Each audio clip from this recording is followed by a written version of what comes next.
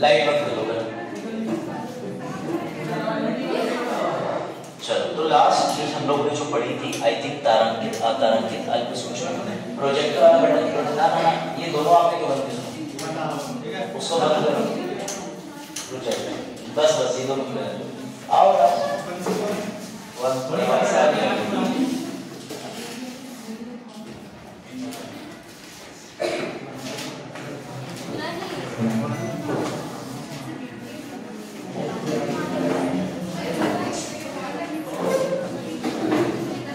Projector ले रहा है कैसे?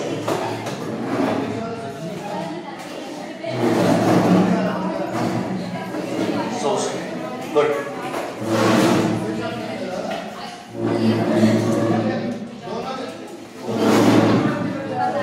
चलो शुरू करें। फाइन क्लासिफिकेशन करते हैं, शुरू करें, ठीक है? तो आधे से ज्यादा दिमाग, चलो इस बच्चे संख्या कम है तो समझ ज्यादा है, ज्यादा संख्या होती तो और ठीक है, पॉजिटिव। चलो सबसे पहले तो ये बताओ, तारांकित, अतारांकित, अल्प सूचना प्रश्न हम लोगों ने कर लिए थे, कोई डाउट? मैं एक बार आपको रिवीजन करा दे रहा हूँ जिससे आपको याद आ जाए, याददाश्त में कमी ना हो किसी की। हम लोग संसद पढ़ रहे हैं, ठीक है? संसद का मतलब आर्टिकल 79, अनुच्छेद 7, हिंदी मुझे नहीं पता, 79, ठीक है? तो 79 जो पढ़ रहे हैं उसमें मैं ये आपको बताया था कि एक संसद होती है, पार्लियामेंट होती है, एक राष्ट्रपति उसका अंग होते हैं, एक राज्यसभा अंग होता है उसका, एक लोकसभा, ये 3 चीजें होती है संसद के अंदर, ठीक है? उसके बाद मैंने आपको एक चीज बताई थी कि हम लोग संसद के अंदर ये देखते हैं कि संसद काम क्या करती है। हमारे इंडिया में संसद की आवश्यकता तो है ही, क्योंकि पूरे इंडिया के लिए जब कानून बनाने की बात आती है so we need a body called parliament, हमें एक संसद चाहिए। संसद के अंदर हमने ये देखा था कि भारत में एक तो संघीय प्रणाली है, यानी पूरे भारत के लिए जो विधि बनाएगा वो केंद्र हो गया जिसे संसद कहते हैं, लेकिन हर राज्य को विधानसभा देती है। ये चीजें बहुत बार रिपीट हो चुकी हैं, तो थोड़ा आगे बढ़ते हैं। फिर मैंने आपको ये बताया था कि संसद के अंदर एक लोकसभा एक राज्यसभा होती है, इन दोनों को द्विसदनीय प्रणाली कहते हैं, याद आ रहा है? ये जो द्विसदनीय प्रणाली थी इनमें हमने देखा था कि ये हमने कहां से ली है? इंग्लैंड से। अमेरिका में ऐसा सिस्टम है, लेकिन अमेरिका से हमने सिस्टम नहीं उठाया क्योंकि वहां राष्ट्रपति ज्यादा मजबूत है, यहाँ हमने राष्ट्रपति में ज्यादा मजबूती नहीं की। उसके बाद मेन बात ये थी कि संसद के अंदर कितने सत्र होते हैं? सत्र। संसद काम क्या करती है? सत्र चलाती है, सत्र होते हैं 3 सत्र। कौन कौन से थे? बजट, मॉनसून, ये 3 सत्र के बाद हमने देखा था संसद कितने बजे से कितने बजे तक कार्य करती है? 11 से 6 बजे तक लोकसभा, 11 से 5 बजे तक राज्यसभा। कोई डाउट? फिर हमने ये देखा था कि 11 से 12 को कौन सा काल कहते हैं? बिल्कुल सही, क्वेश्चन आवर या फिर प्रश्न काल। कितने प्रकार के प्रश्न पूछे जाते हैं? कौन कौन से? तारांकित या स्टार्ट या फिर अनस्टार्ट, अतारांकित, अल्प सूचना। राज ध्यान करके बताओ कि जो तारांकित वाले हैं वो किस कलर के पेपर पे लिखे जाते हैं? Very good. कितने क्वेश्चन अलाउड होते हैं मैक्सिमम? 20। कितना पर क्वेश्चन, कितनी शब्द की सीमा होती है? Very good. और उसके लिए पेपर फिर से पूछ रहा हूं कौन सा यूज होता है? ग्रीन। अगर सफेद पेपर ग्रीन हुआ तो वो तारांकित कहलाएगा कि अतारांकित? कोई डाउट? अगर वही गुलाबी रंग का पेपर यूज हुआ तो वह कौन सी श्रेणी का प्रश्न बन जाएगा? कौन सा वाला? अल्प सूचना या शॉर्ट नोटिस क्वेश्चन। कोई डाउट? फिर हमने ये देखा था कि प्रश्न काल के बाद शुरू होता है शून्यकाल। शून्यकाल इसलिए बनाया गया है कि इसमें जो मुद्दे आज पूरे दिन में डिस्कस करने हैं वो बनाए। शून्यकाल के बाद भैया भोजन काल, यानी 1 से 2 बजे तक खाना खाओ। 2 से लेकर 6 बजे तक कौन काम करता है फ्रेंड्स? लोकसभा। 1 घंटा ज्यादा काम करेगी क्योंकि उसके पास लोग ज्यादा हैं, और 1 घंटा कम काम करेगी राज्यसभा 5 बजे तक, उसके पास लोग कम। फिर आपको ये मैंने समझाया था, बैठ जाइए, कि सत्र जब शुरू होता है, जैसे बजट सत्र शुरू होगा, उस सत्र की शुरुआत में सबसे पहले कौन सी समिति होगी? बजट के पहले दिन कौन सी? व्यवसायिक सलाहकारी समिति। सर ये व्यवसायिक सलाहकारी समिति क्या काम करेगी? ये पूरे सत्र में बताएगी कि सत्र में क्या करना है, क्या नहीं करना है। मेरी बात ध्यान से समझना। फिर सत्र का जब आखिरी दिन होगा, कौन सा? बजट सत्र के पहले दिन बनी तो बजट सत्र के आखिरी दिन ये समिति समाप्त हो जाएगी। अगर मॉनसून सत्र के पहले दिन बनी तो मॉनसून सत्र के आखिरी दिन समाप्त हो जाएगी। शीतकालीन सत्र के स्टार्टिंग में बनी तो कब समाप्त हो जाएगी? यानी ये समिति पूरे साल कितनी बार बन रही है? 3 बार। 6 बार नहीं, 3 बार। समाप्त कितनी बार हो रही है? 3 बार। इसीलिए जल्दबाजी में 6 कहते हैं, लेकिन उत्तर आपको क्लियर है ना?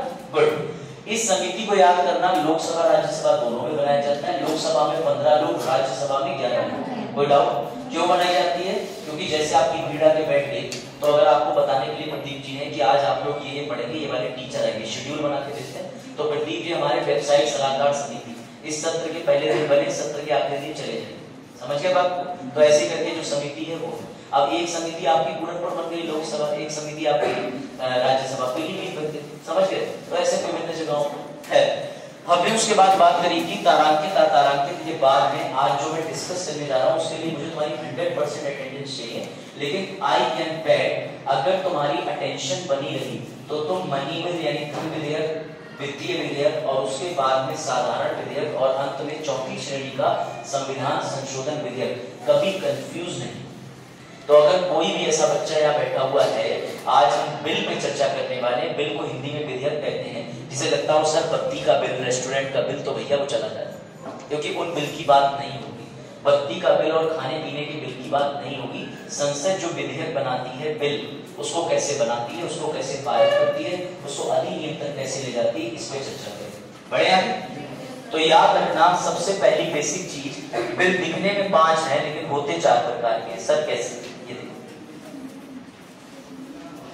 सबसे पहले होता है धन विधेयक। अगर साफ नहीं दिख रहा तो मैं लिख के लाया हूं, मैं बोलते हूं। बिल जो होते हैं उनकी 4 श्रेणी होती है। सबसे पहले नंबर पे आता है धन विधेयक। कौन सा विधेयक? धन विधेयक। दूसरे नंबर पे आता है वित्तीय विधेयक। कौन सा? सर धन और वित्त तो सुना सुना लग रहा है, अभी और चीजें भी सुनी सुनी लगेंगी। धन विधेयक, वित्तीय विधेयक, तीसरा आता है साधारण विधेयक, चौथा आता है संविधान संशोधन विधेयक। यहाँ पर प्रिंस एकदम रेडी है ना, क्योंकि यहाँ जैसा आपने पूछा था 14 दिन वाला, वो सारी चीजें यहाँ, ठीक है? कोई डाउट? मैं तुम्हारे लिए आसान कर दे रहा हूँ। ये बिल विल्सन क्या होता है तो बेटा ध्यान से समझो। संसद के अंदर 11 से 12, 12 से 1, 1 से 2 बजे खाना खाया, 2 बजे से 6 बजे तक लोकसभा बैठ के यही बिल बनाती है। बिल बनाने के बाद इस पे बहस करती है, बहस बनाने के बाद तुम्हारे पूरे भारत में इसको लागू कर देती है। ये काम होता है लोकसभा का। सर राज्यसभा क्या करती है? वो भी सेम काम करती है। वो भी 2 बजे से 5 बजे तक बिल पे डिस्कस करती है, बहस करती है, बातचीत करती है और मतदान करके उसको पूरे भारत में लागू कराती है। अंत में वो राष्ट्रपति के पास जाता है। जब तक बिल 3 चरणीय स्टेज से गुजरता है, पहले लोकसभा, राज्यसभा, राष्ट्रपति। लेकिन बिल कितने प्रकार के होते हैं? आप चाहो कि अनुच्छेद लिख लो। धन विधेयक अनुच्छेद 110 में आता है, आर्टिकल 110। धन विधेयक अनुच्छेद 110, आर्टिकल 110। कोशिश करा करो कि सब लोग लिखते रहा करो, वरना दूसरा लिखेगा आप बिजी हो जाओगे। अगर कॉपी है तो ट्राई करो। आगे कॉपी है आर्टिकल 110, 110, आर्टिकल 110। कौन सा वाला? बिल 4 प्रकार के होते हैं। सबसे पहला धन विधेयक अनुच्छेद 110, मनी बिल, आर्टिकल 110। दूसरा आता है वित्तीय विधेयक विच इज फाइनेंस बिल, वित्तीय विधेयक विच इज फाइनेंस बिल, अनुच्छेद 117। अनुच्छेद 117। ये जो वित्तीय बिल है इसकी 2 श्रेणी होती है, श्रेणी 1, श्रेणी 2। आज मैं शर्त लगाता हूं कि तुम मनी बिल और फाइनेंस बिल तो रट के जाओगे, ऑर्डिनरी बिल और कॉन्स्टिट्यूशन कल, क्योंकि यही दोनों बिल में टाइम लगेगा। बट आई कैन बेट, मैं शर्त लगाता हूं तो भूले से नहीं बोलोगे वित्तीय विधेयक क्या होता है, धन विधेयक क्या होता है। इतना आसान करो। तीसरा वाला है साधारण बिल, साधारण विधेयक, ऑर्डिनरी बिल। इसका अनुच्छेद है 107, 108, 107, 108। तीसरा वाला है साधारण बिल, जिसे ऑर्डिनरी बिल कहते हैं। उसका आर्टिकल है 107, 108, 107, 108। और लास्ट वाला है संविधान संशोधन विधेयक, यानी कॉन्स्टिट्यूशनल अमेंडमेंट बिल, ठीक है ना। चौथा वाला है संवैधानिक संशोधन विधेयक, जिसको लिखा जाता है अनुच्छेद 368। सबसे जरूरी है अनुच्छेद 368, आर्टिकल 368। 4 प्रकार के बिल होते हैं। सर कोई 5वां नहीं? अब जितने स्टूडेंट हैं उनसे मेरा एक ही सवाल, रिवाइज किया, पढ़ के आए हो जो लास्ट टाइम पढ़ा था? अब स्टूडेंट ना ना और ना, तो सर की लापरवाही हम बर्दाश्त नहीं करेंगे। समझ रहे हो ना? तो डोंट बी सो लापरवाह। चलो ये देखो, ये धन विधेयक के बारे में लिखा है, अभी बताता हूँ। ये बिल क्या होते हैं, उससे पहले तुम्हारे सामने कुछ स्पेशल दिखाना पड़ेगा ताकि तुम्हें समझ आ जाए कि सच बात किसकी है। चलो, कितने लोग घर पे आज की मिट्टी की गुल्लक है? किसी के घर है? मनी बॉक्स कहते हैं, ठीक है? कोई ऐसा व्यक्ति जिसके घर में ये हुई है? और कितने लोगों के छोटे भाई बहन उसमें उल्टा करके चाकू डाल के सिक्का निकाल लेते हैं?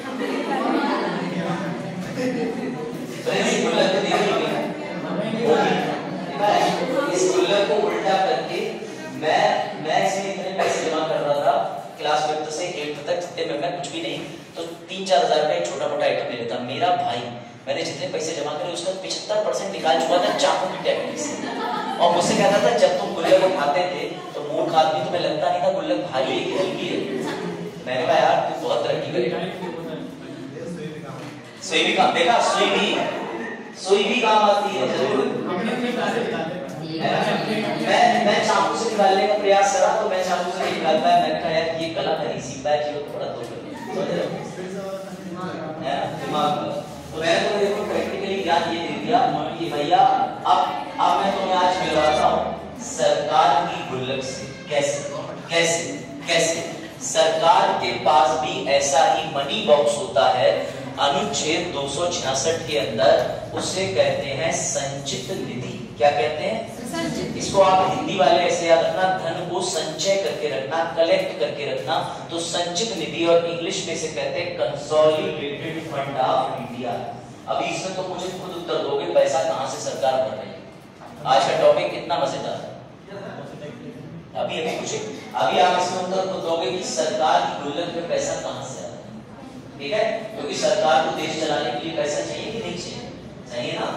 आपको भी अपना घर चलाने के लिए पैसा चाहिए कि नहीं चाहिए? तो मेहनत से पढ़ो, सब बढ़िया होगा।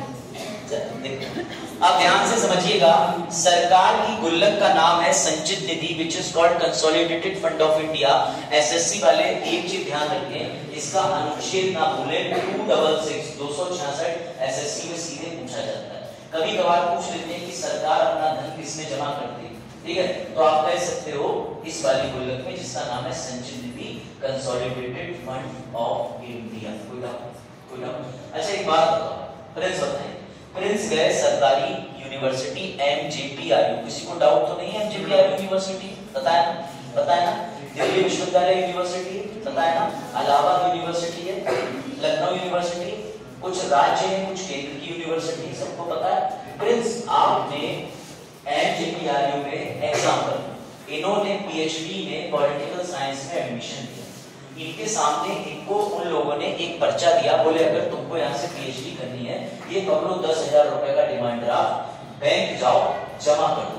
मेरा इनसे सवाल ये है कि वो पैसा कहाँ जाएगा ना सरकार के पास? कभी राज्य के पास जाएगा, कभी केंद्र के पास जाएगा, और शिक्षा पे दोनों का अधिकार है, समावर्ती सूची में तो बढ़ जाएगा। लेकिन ये कुलपति के पास तो उसके निजी हित में नहीं रहेगा, क्योंकि उसे तो सरकार तनख्वाह दे रही है ना, उनको दे रही है ना। बेटा वो जो पैसा हमारे प्रिंस ने एमजीपीआरयू में जाकर के पीएचडी के लिए 10,000 डाला, मुबारक हो, वो सरकार की गुल्लक में पहुंच गया। बात समझो, सरकार तुम्हारी यूनिवर्सिटी से फीस, तुम्हारा किसी भी तरीके से दिया हुआ टैक्स, तुम्हारा कहीं जमा करा हुआ चालान, तुम्हारा कहीं जमा करा हुआ सरकारी खजाने में कोई भी पैसा सरकार की गुल्लक में जाता है, जिसे कहते हैं संचित निधि। कोई डाउट? अगर ये स्कूल सरकारी है और इस स्कूल में कोई फीस जमा होती है तो मुबारक हो, कोई ना चाहिए। बैंक में जमा होगी, बैंक से दूसरे माध्यम से ऊपर तक जाएगी, सरकार का पैसा सरकार के पास पहुंचता है। बीच में जो मीडिएटर है, बीच के लोग, कुछ परसेंट कट जाता है। बैंक मान के चलो 10,000 फीस जमा करी, बैंक ने कहा मुझे लेन देन और हिसाब किताब करने के लिए 2 रुपए चाहिए, 10,000 के 2 रुपए बैंक ने काट दिए। एक उदाहरण के लिए मान लेते हैं, क्यों? क्योंकि सरकारी संपत्ति की देखरेख किसके हाथ में होती है? सरकार को संपत्ति के जीर्णोद्धार यानी रिजुविनेशन के लिए पैसा चाहिए। सरकार की गुल्लक का नाम है संचित निधि। जो भी आप गवर्नमेंट कॉलेज में पढ़ेंगे, इनफैक्ट अगर आप कोई भी सरकारी सेवाओं का लाभ लेते हैं जैसे बीएसएनएल की सिम में आप रिचार्ज कराएंगे तो मुबारक हो पैसा सरकार को पहुंचेगा और सरकार ने उस पैसे को बांट रखा है, सरकार इकट्ठा पैसा उठाती है और इस गुल्लक में डाल देती है। तो अब कोई मासूम बच्चा ये मत पूछना कि सर इतनी छोटी गुल्लक में सरकार का पैसा कैसे आता है। भैया डिजिटल गुल्लक है सरकार के पास। डिजिटल गुल्लक का मतलब ये होता है कि सरकार के पास बैंक के अंदर खाता है या इस तरीके का एक कोष नाम से अकाउंट खोल रखा है जिसमें सारा धन आके इकट्ठा हो जाता है। अब नूरी ने एक दिन अखबार में नोटिस देखा कि सरकार ने टैक्स में जनता को 10% की छूट दी। मेरी बात समझना, नूरी ने एक अखबार में नोटिस देखा कि अब जीएसटी 28% की जगह 18% लगेगी कपड़ों पर। उदाहरण दे, जैसे ही इन्होंने वो नोटिस देखा ये तुरंत खुश हुई कि अरे वाह, सरकार की कोई भी चीज जो टैक्स पे प्रभाव डाले, जो जीएसटी पे प्रभाव डाले, टैक्स को बढ़ाए घटाए, जनता से सीधे जुड़ी हो, सरकार की गुल्लक भरने से जुड़ी हो, उसे ही कहते हैं धन विधेयक। कोई डाउट? कोई डाउट? कोई डाउट? कोई डाउट? आप भी बता। देखो, धन विधेयक के लिए आपको ज्यादा टेक्निकल चीजें याद नहीं करनी। ये अंग्रेजी न्यूज़पेपर का अखबार है, इसे हिंदी में भी आपको बता दे रहा हूँ, समझ जाओ। द हिंदू या द इंडियन एक्सप्रेस वगैरह में आर्टिकल लिखते हैं, उनके अनुसार हर वो चीज, अभी मैं इसका हिंदी आर्टिकल दिखाऊंगा, वहां लिखा है उन्मूलन, कर में छूट, अदायगी, प्राप्त करना, कम करना, सब लिखा है, मैं सब दिखाऊंगा।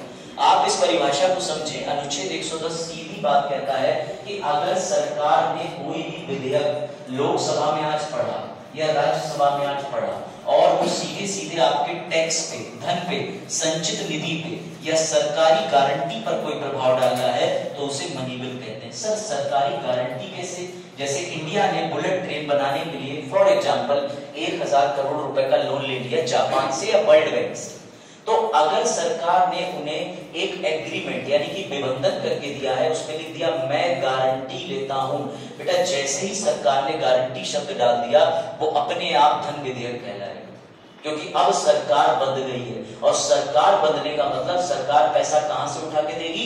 संचित निधि से। अगर सरकार ने किसी को भी गारंटी दे दी तो वो गुल्लक से बन जाती है और उसे कहते हैं मनी बिल। क्योंकि कई बार धन विधेयक को लेकर डाउट हो जाता है, चिंता की कोई बात नहीं। लोकसभा के अंदर एक ऊंची कुर्सी पर स्पीकर लगाए एक अध्यक्ष महोदय बैठे होते हैं, अंतिम फैसला उनके पास होता है, वो बिल पढ़ते हैं। अगर उन्हें बिल पढ़ के लगा अच्छा इसमें तो सरकार बाध्य है, इसमें कंसोलिडेटेड फंड संचित निधि की बात है, इसमें टैक्स की बात है, और अगर एक स्पीकर ने बोल दिया उसको वित्तीय बिल, तो कोई दुनिया की शक्ति उसे और कोई बिल नहीं बोल सकती।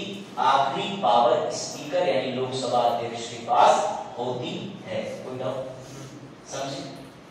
मनी बिल अगर प्रिंस के पास आए तो प्रिंस ने उठाया और प्रिंस हो गया होशियार। प्रिंस ने कहा अरे इसमें संचित निधि शब्द आया, इसमें टैक्स आया, इसमें उन्मूलन आया, इसमें छूट आया, इसमें जीएसटी की बात है, इसमें सरकार की गारंटी की बात हुई, ये बन गया कौन सा विधेयक? धन विधेयक। कौन सा अनुच्छेद? 110। और सरकारी गुल्लक का अनुच्छेद 266। बात आई समझ में कि नहीं? बात आई समझ में कि नहीं? तुम्हें ऐसा मनी बिल कोई नहीं समझाएगा, बुक में पढ़ के जटिलता होती है, मैं दिखा दे रहा हूँ बुक में क्या है। मैंने सिर्फ चीजों को आसान किया है, I am not that genius, लेकिन हाँ मैं बस फोकस करता हूँ कि स्टूडेंट को आ जाना चाहिए। अब अगर आ गया तो बल्ले बल्ले, नहीं आया तो भैया कोई बात नहीं।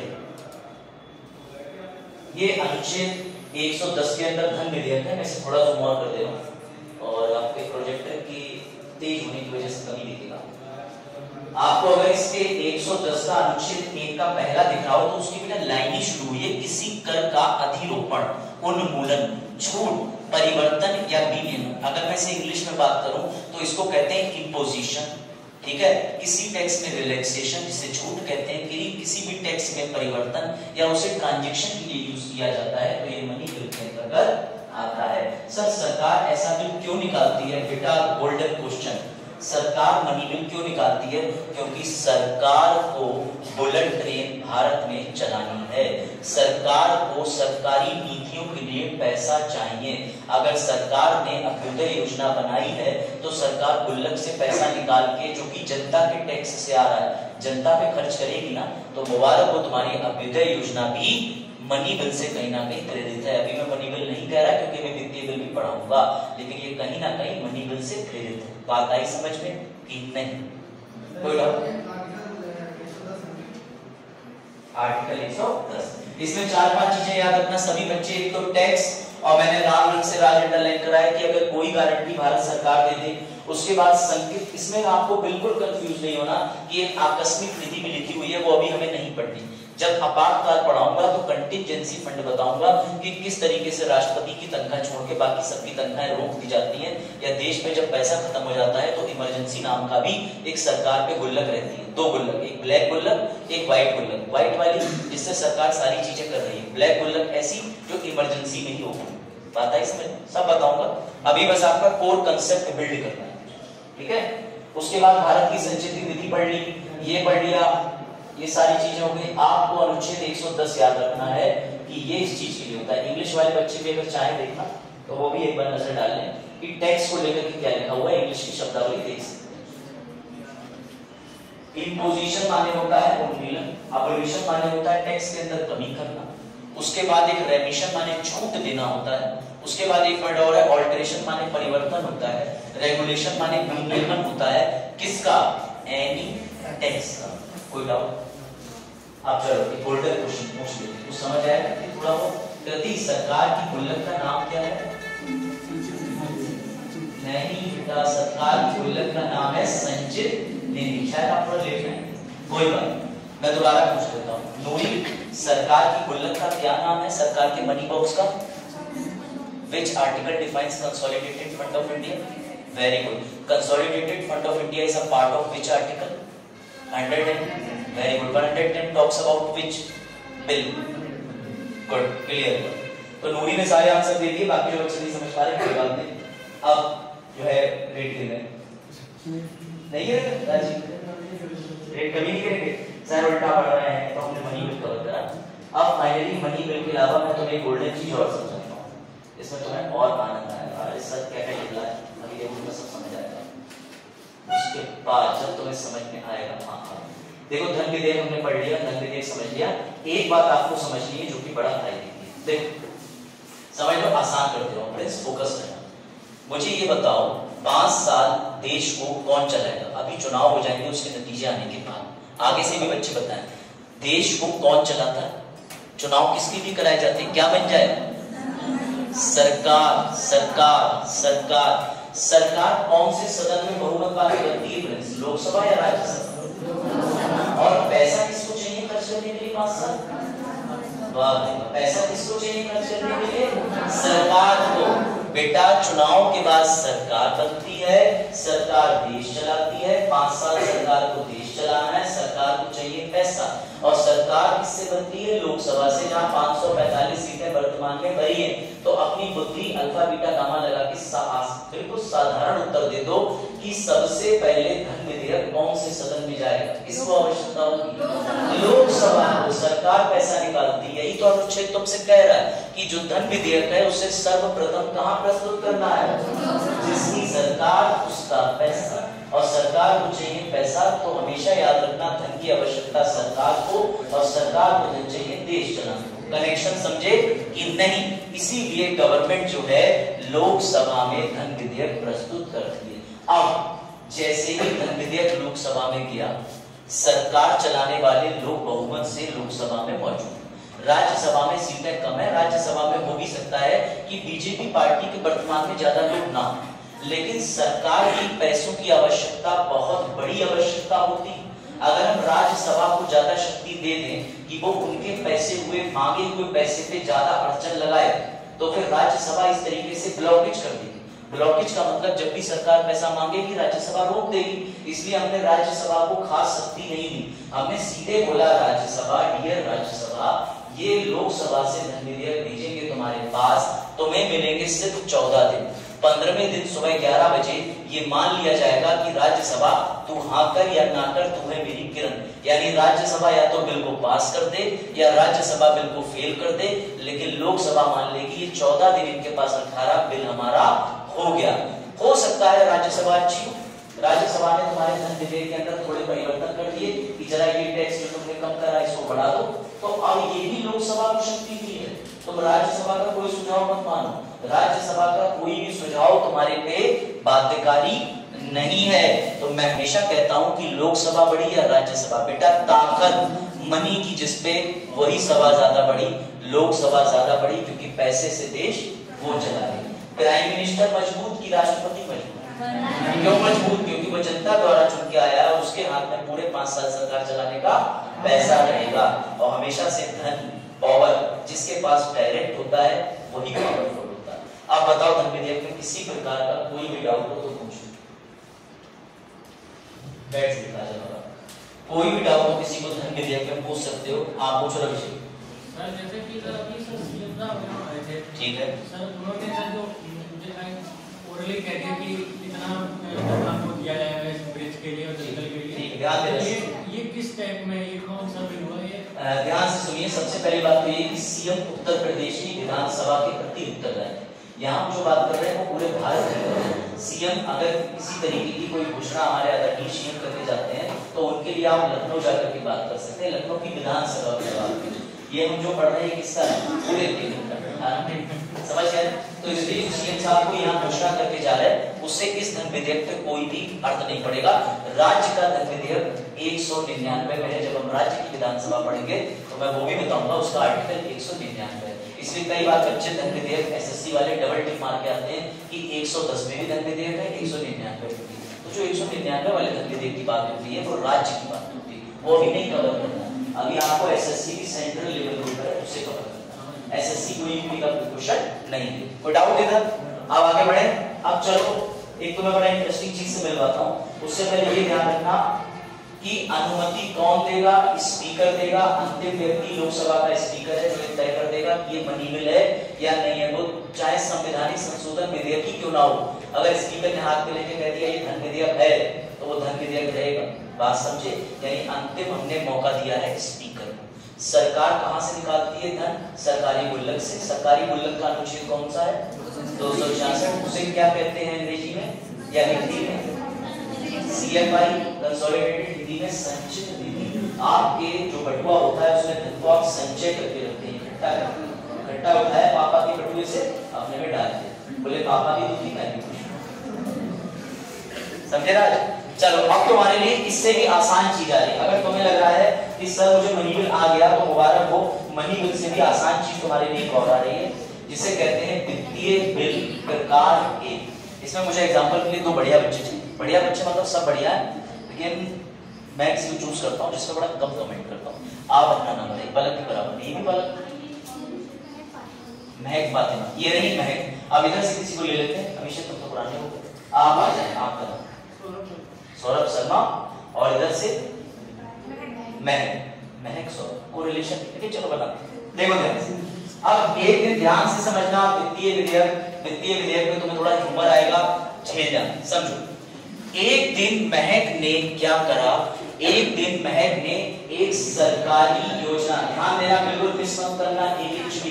पहले हम पढ़ रहे हैं वित्तीय विधेयक टाइप 1 श्रेणी 1। वित्तीय विधेयक दो प्रकार के थे, मैंने लिखवाया। पहला श्रेणी 1 हम कवर कर रहे हैं। एक दिन महक ने घोषणा कर दी सबके सामने कि हर घर फुटबॉल योजना। बोले सर हर घर फुटबॉल योजना?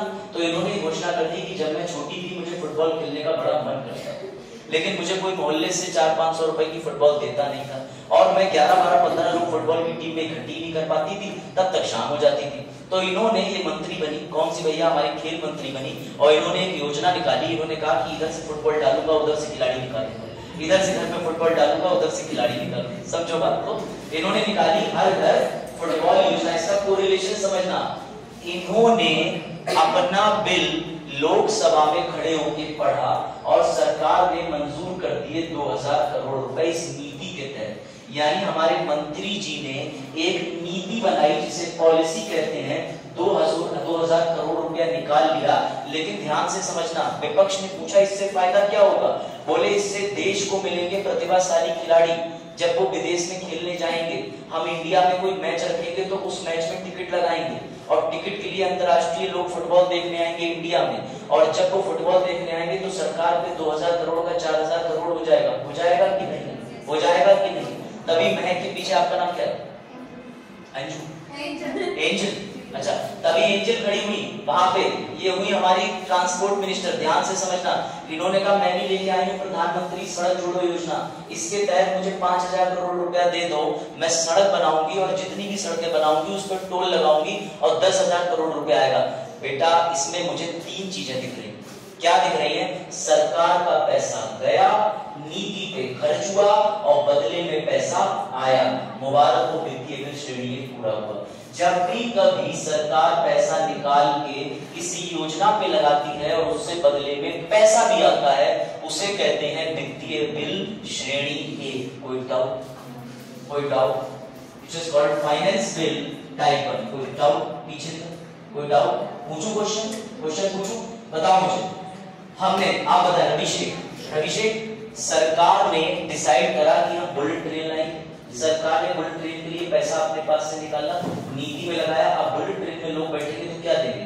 पैसा। वित्तीय बिल श्रेणी ए तुम्हें दिख रहा है कि नहीं? क्योंकि इसमें 3 चीजें, पैसा गया डेबिट, पॉलिसी पे लगाया और पैसा आया क्रेडिट। कोई डाउट? आप समझना। आप अभिषेक को नहीं, आप दूसरे कहां गए? शर्मा जी का पूरा नाम सौरभ। अब ध्यान से सुनना, सौरभ का प्लान। सौरभ भी एक मेंबर ऑफ पार्लियामेंट थे, लोकसभा राज्यसभा के। फाइनेंस बिल बन क्लियर हो गया? सब लिखा हुआ है, सब बताऊंगा, एकदम आसानी से समझो। और मजेदार, और मजेदार कनेक्शन देखना, कनेक्शन मजा आ जाएगा। Wow moment. इन्होंने कहा, सौरभ ने, बस यही तो करना है, 2,000 करोड़ मेरे पास भी प्लान है। बोले क्या? बोले आप मुझे 2,000 करोड़ रुपए दो, मैं जितने मंत्री हैं उनको ट्रेनिंग दिलवाऊंगा थाईलैंड ले जाके और वहां से उन्हें अपडेट करके लाऊंगा। तो बाकी विपक्ष ने पूछा थाईलैंड ले जाओगे? बोले हाँ। बोले आप मुझे 2,000 करोड़ रुपया दे दो, मेरे पास नीति है मंत्री जी घुमाओ योजना, मैं सभी मंत्री जी को थाईलैंड ले जाऊंगा, पैसे का खर्चा तो हो रहा है ना। तो विपक्ष ने कहा पैसा आ तो नहीं रहा।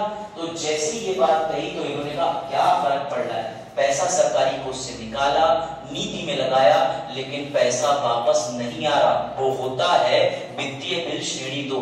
फिर सर सरकार ऐसे बिल बनाती क्यों है? प्रिंस ने पूछा। तो बेटा सरकार की जिम्मेदारी है, उदाहरण दूं, पेंशन, स्कॉलरशिप, पैसा निकाला गुल्लक से, लोगों को दिया नीति के तहत, अभ्युदय योजना, स्कॉलरशिप योजना, अंत्योदय अन्न योजना। क्या सरकार को उससे कुछ मिल रहा है? डायरेक्ट कुछ मिल रहा है? पेंशन आ रही होगी दादी दादा, कुछ लोग 2005 से पहले सरकारी नौकरी पे लगे हुए थे, उनकी हर महीने पेंशन आती है। जो 60 साल है उनके लिए 60 साल की पेंशन आती है, दिव्यांगों की पेंशन आती है कि नहीं आती? क्या सरकार को तुम्हारी दादी से अब कुछ पैसा वापस मिल रहा? नहीं मिल रहा। तो यानी सर हम वित्तीय बिल प्रकार 1 और प्रकार 2 में अब अंतर जान गए। प्रकार 2 सरकार इसलिए निकालती है क्योंकि हम कल्याणकारी राज्य हैं, वेलफेयर स्टेट। सरकार को राज्य को आगे लेके जाना है, लोगों को न्यूनतम आय देनी है, फायदा देना है। कोई डाउट हो गया कि राज्य? अब बताओ, सरकार ने पैसा निकाला, नीति में लगाया, पैसा आया, वित्तीय बिल श्रेणी 1 या 2? 1। रविशेख बताओ, सरकार ने नई पेंशन बना दी, ठीक है, लड़कों की बेरोजगारी देखते हुए 28 वर्षीय आयु जो है लड़के बेरोजगार पेंशन योजना। तो ये टाइप 1 में आएगी, टाइप 2 में? Very good. पे क्यों आएगी? सरकार को वापस। अब तो बताओ तुम्हें मनी बिल, फाइनेंस बिल 1 या 2 भूल के दिखा दो तो मैं पढ़ा रहा हूं। आप भूल के दिखाओ, कोई डाउट हो तो पूछो। बट अब तो मनी बिल, सरकार की गुल्लक, पैसा कहां से आ रहा? संचित निधि, गारंटी, टैक्स को कम करना, बढ़ाना। तो फिर सरकार बेटा जब बजट बनाती है तो सरकार धन विधेयक और वित्तीय विधेयक एक साथ पारित करती है। क्यों? ताकि सरकार बजट से पैसा निकाल रही है, साथ में नीतियों का बिल भी डाल रही है कि गुल्लक भी कैसे भरी जाएगी। कोई डाउट? जब हम बजट बनाएंगे तो तुम देखोगे कि फाइनेंस बिल और मनी बिल दोनों सरकार साथ में पास कर रही है, जिसे जोड़ के एक नया बिल बनता है, विनियोग बिल, अनुच्छेद 114, which is called appropriation bill। वो भी पढ़ो। कोई डाउट? अब तुम्हें ये चीज समझ में आ रही? This is very smooth. लोग कठिन बना देते हैं और लोग कठिन समझ लेते हैं, लेकिन हर चीज का एक ऑब्जेक्टिव होता है, हर चीज पढ़ने का तरीका होता है। समझ गया? तो इसके लिए मैंने तुम्हारे लिए एक एग्जाम्पल डाले, वो एग्जाम्पल इसी में लिखे हुए हैं।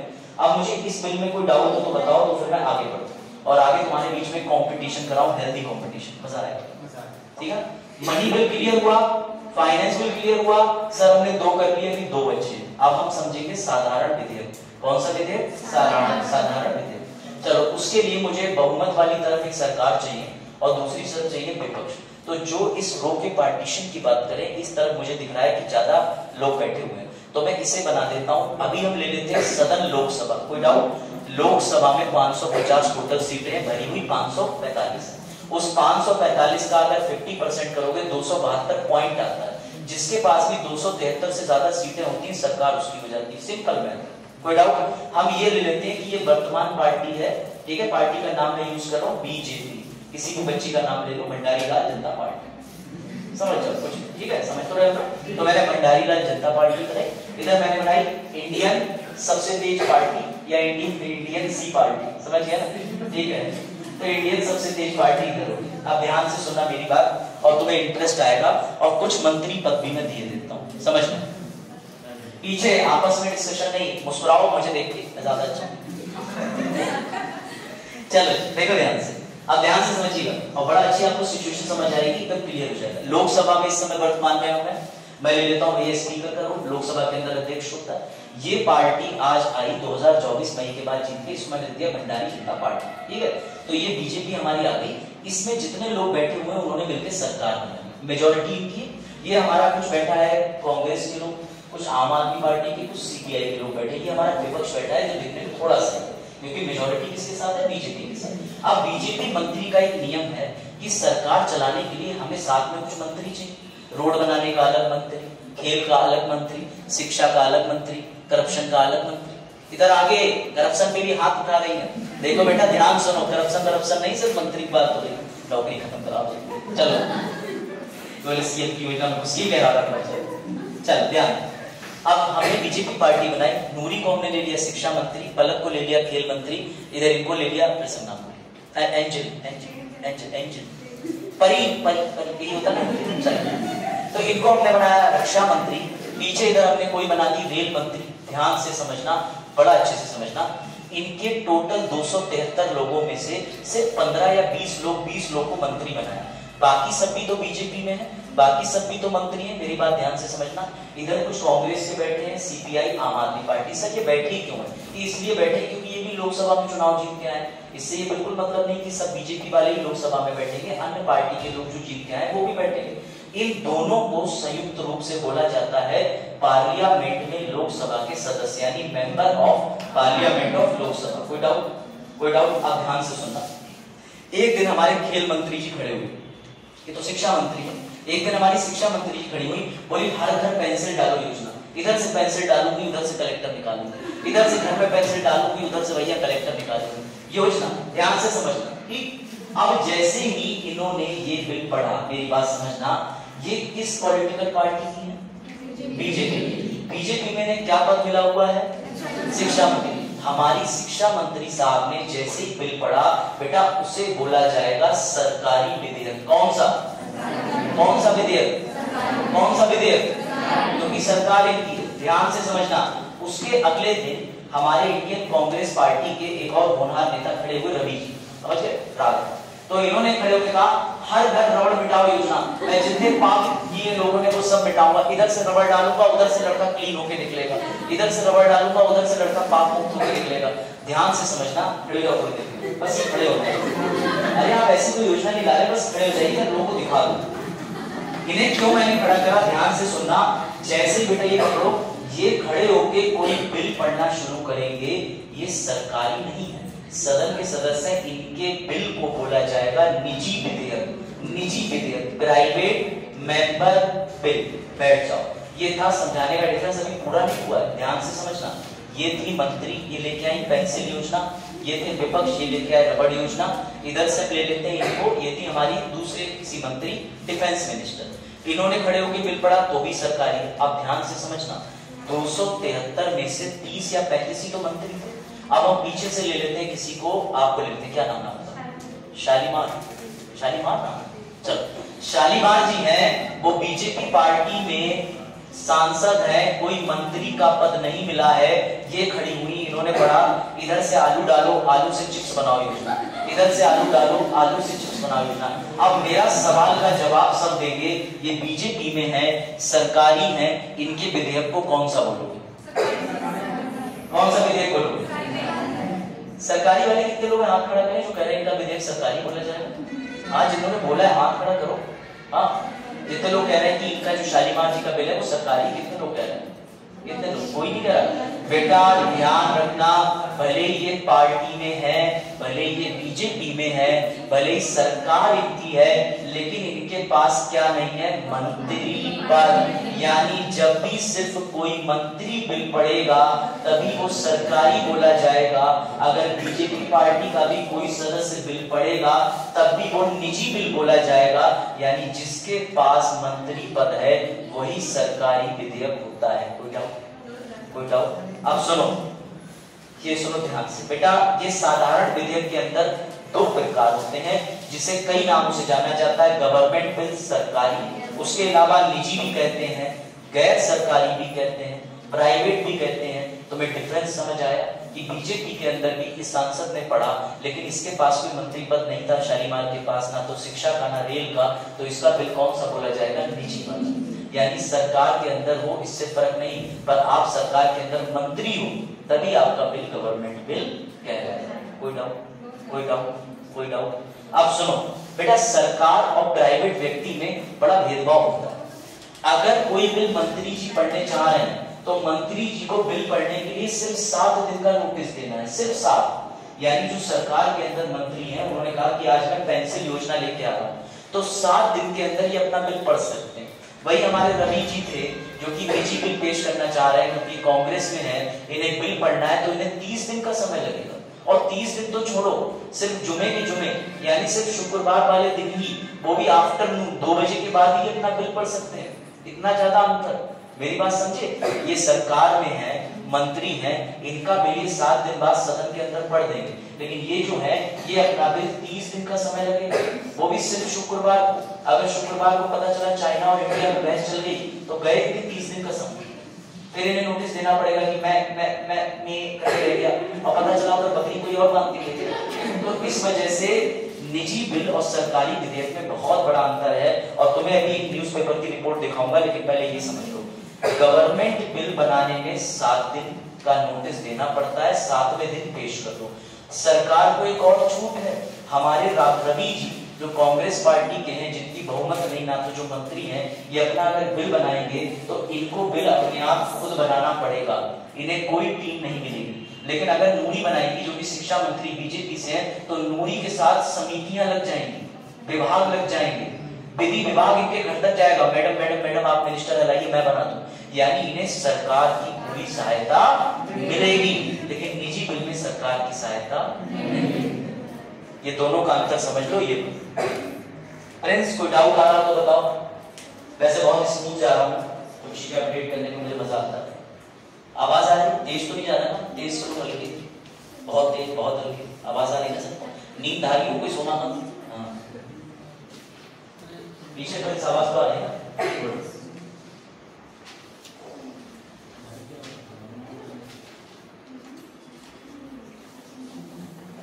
तो सवाल ये है, निजी सदस्य का बिल हम किस दिन पेश कर सकते हैं? सिर्फ एक ही दिन मिलता है, कौन सा दिन? शुक्रवार। कौन सा दिन? जुमा। ठीक है, तो जुमा भैया ऐसे याद कर लो, जुमा 4 दिन हुए नहीं है, मेहमान ही खा रहे हैं, ऐसे कहते हैं ना। कहा तो मोहल्ले में तुम्हारे नहीं पढ़ते क्या? हमारे मोहल्ले में सोते जुमा नौकरी ज्वाइन नहीं हुई है और गाड़ी और मोटरसाइकिल और टेम्पो आ गया, चलेगी लाइट, तो जुमा जिंदा है। अच्छा लाइट ठीक है, लेकिन केबल ने अपना असर दिखाया। मुझे लग रहा है इसमें सप्लाई बाहर नहीं जा रही है। हाँ, इसमें सप्लाई नहीं आ रही।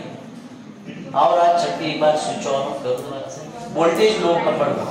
अभी अपनी चैन मत तोड़ो, प्राइवेट मेंबर बिल और सरकारी में कुछ और चीजें बतानी है, अपना फ्लो मत तोड़ना बिल्कुल। फ्लो टूटा, सब्जेक्ट गया, सीधा लॉजिक है। हाँ, बंद इसको बंद कर।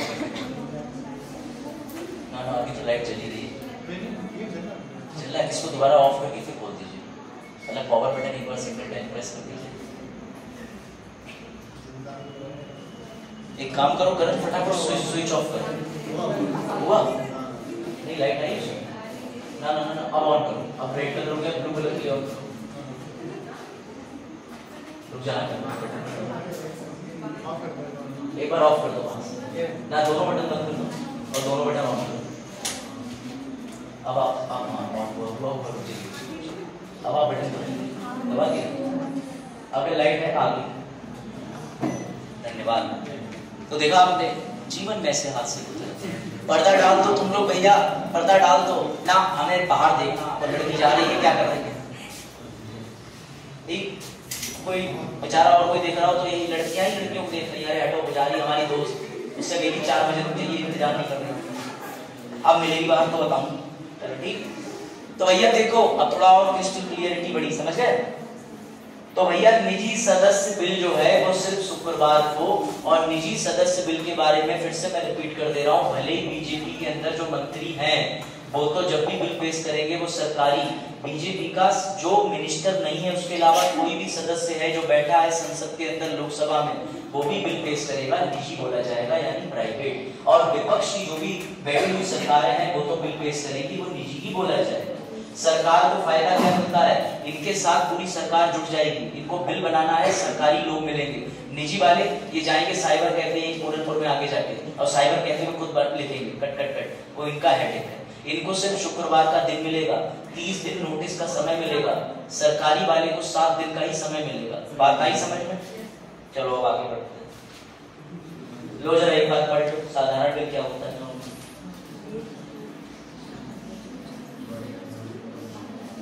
अगर दिख रहा हो तो ये साधारण बिल को कलेक्टिवली लिखा है, जो मंत्री पेश करता है वो सरकारी, और जो मंत्री नहीं है पेश करता है वो निजी। रुको मैं आपको एक बार दिखा दे रहा हूं, एक और इसके अलावा जो है उसको पढ़ लीजिए, ये पढ़ो प्राइवेट का है।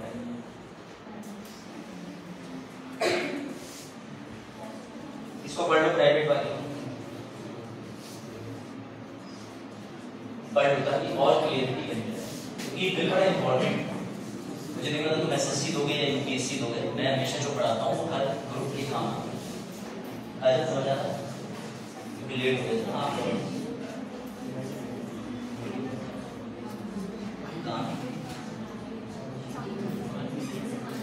नहीं उनका नाम पूछो, मुस्कान, अच्छा मुस्कान, मुझे लगा खाना खा रहे कैसा, समझ में आ गई बात। तो सर इसका मतलब निजी बिल के साथ तो बड़ा जाती हो रही है। हाँ जी, इंपॉर्टेंट निजी बिल ये रहे, चिंता ना करो इनके नाम दिख जाएंगे। उससे पहले अखबार का ही लिंक तुम्हारे सामने शेयर कर रहा हूँ, जो इसकी अंग्रेजी हिंदी कर ले, बहुत आसान है, कर लेना।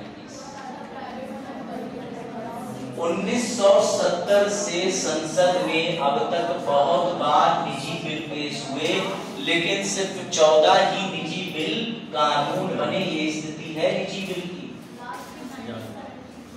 1970 साफ लिखा है, 1970 में लास्ट वाला हुआ, और क्या हुआ, अच्छा चलो तो देखो लास्ट वाला जो बिल है वो कौन सा क्या हुआ, इसका मैं तुम्हें आंकड़ा दिखा दे रहा हूँ। ये देखो इस समय 17वीं लोकसभा चल रही है बेटा, 17वीं लोकसभा में 728 बार बिल लगाए गए अलग अलग, 16वीं में 1114 लगाए गए जो कि सबसे ज्यादा थे।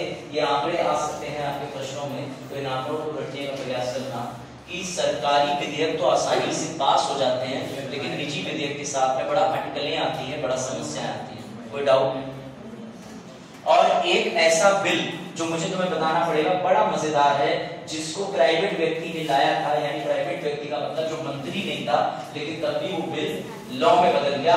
वो था तुम्हारा अनुच्छेद 49। जब हमने राज्य के नीति निर्देशक तत्व पढ़े थे तो जितनी भी इमारतें थी उनके संरक्षण को मैंने दिखाया था, जिसमें वो दिल बिल बने हुए थे, मैंने बताया था नाम लिख देते हैं इमारतों पे खुरच के, उसको प्रोटेक्ट करने के लिए पुरातात्विक इमारत एवं स्थल संरक्षण अधिनियम 1954 की बात हुई थी।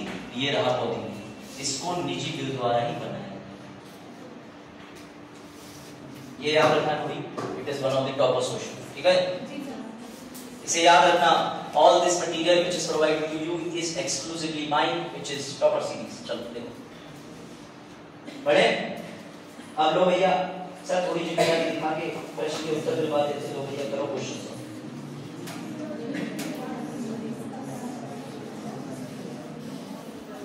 मनोज तब देने में नहीं कर दी, समझा ना, समझो कुछ नहीं है, कोई इंटरेस्टिंग आज नहीं चलिए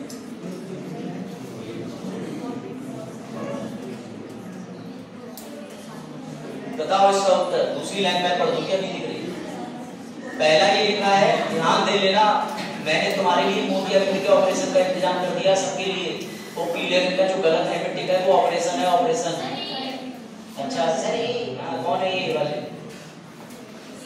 भैया? उत्तर दे रहे बुला रहे, इधर देखो इधर। हाँ गुड।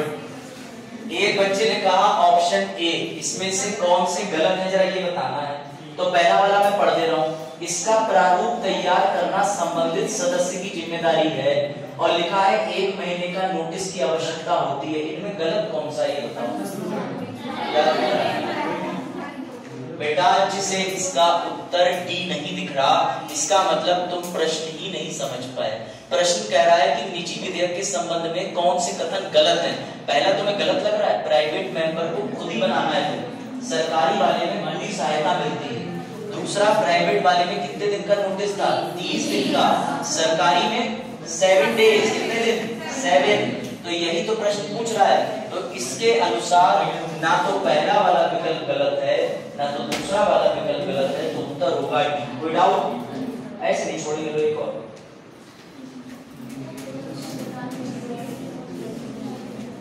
अब ये जो भव्य प्रकाश सामने आया है इससे नहीं दिख रहा है, तो मैं कुछ नहीं कर सकता। ये प्रोजेक्टर की जो है दूरदर्शिता।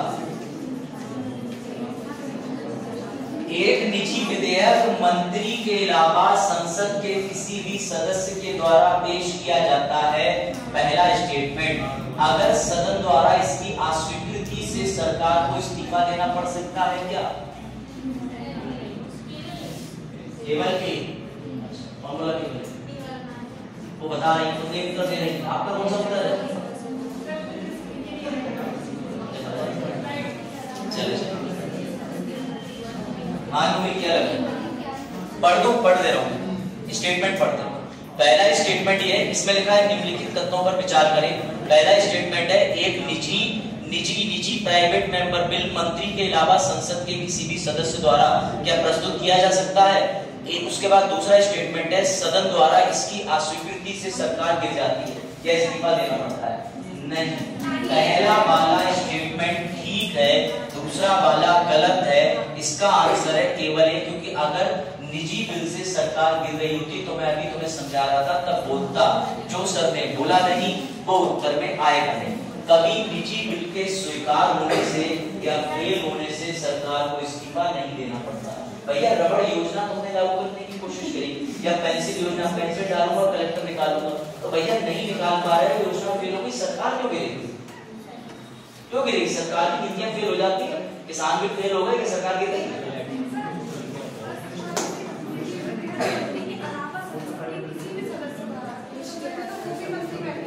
कौन? किसी ने मंत्री के अलावा संसद के द्वारा हाँ संसद द्वारा पेश किया जाता है। मंत्री वाला कौन सा होगा? मंत्री वाला कौन सा होगा? हो गया है तो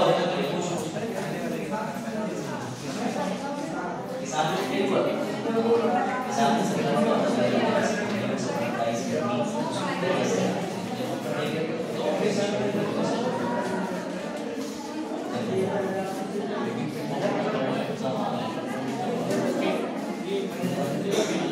अंतरराष्ट्रीय मुद्दों की बात मतलब छोटे पूछिए मुद्दे नहीं आ गए, अभी आ रही दिवाली लगा दे। चलो इसका उत्तर समझ गए। अब देखो, अब सुनो, जब तुम्हारे पापा ने एग्जाम दिया था तब भी ऐसे प्रश्न पूछे जा रहे थे, अब तुम भी एग्जाम दोगे तब भी पूछे जाएंगे। तो भैया पापा से 10 मिनट बात कर लिया करो। संविधान संशोधन और अन्य प्रकार के संविधान विधायी विधेयकों के पारित होने के बीच अंतर ये आया है यूपीएससी 2001 में। अब 2023 का मध्य भी निकल चुका, 24 के नजदीक है, तो सोचो 20, 22, 23 साल पहले तुम्हारे पापा अगर सेलेक्ट हुए हो यूपीएससी में किसी के भैया, तो ऐसे सवाल के रट्टा लगाए थे उन्होंने। तो अब तुम भी पढ़ रहे हो, यानी कि समझ जाओ। और एक समय ऐसा भी आएगा जब तुम लड़खड़ा के अपनी भैया छड़ी लेते हो, कहोगे पोता पढ़ ले, मैंने तुझसे कही मेरे नोट्स ले जाइए, हो जाएगा। तो इसीलिए तुम्हारे ऊपर है, या तो तुम सिलेक्शन ले लो या उन्हें जवाब देते घूमना, वो हमारा हो जाता, तुमसे बात नहीं हो रही। चलो बढ़े आगे। तो इंग्लिश वालों भी देख लो,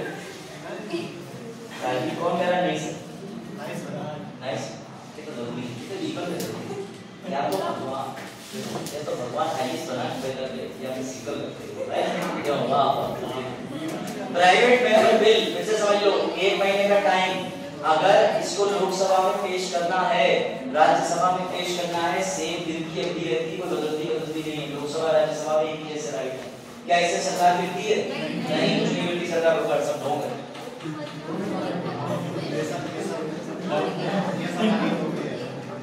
कुछ काटा है लो। इंग्लिश वालों देखो, इसके आंसर फिलहाल लिखे हुए हैं इंग्लिश वालों के लिए भी, बट खाली मैं तुम्हें लैंग्वेज दिखा रहा हूं, ना देखियो। पहले का आंसर डी था, दूसरे का सिर्फ ए था, और एक्सप्लेनेशन की कोई आवश्यकता नहीं। लेकिन ये चीज देख लो, इसके बीच में अंतर देख लो, इस स्लाइड में देखो।